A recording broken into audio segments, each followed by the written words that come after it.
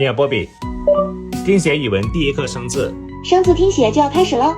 昼，白昼的昼，昼夜的昼。播放英语第一单元。 Pedro is a new student from Spain. 形容夏天的作文怎么写？可以先从夏天的感官细节入手，比如天气、声音、味道，先写夏天的整体感觉。播放课文《桂花雨》。3. 桂花雨，中秋节前后。帮我设置周一到周五早上5点30分的闹钟。设置成功，你好，波比。倒计时5分钟。计时开始。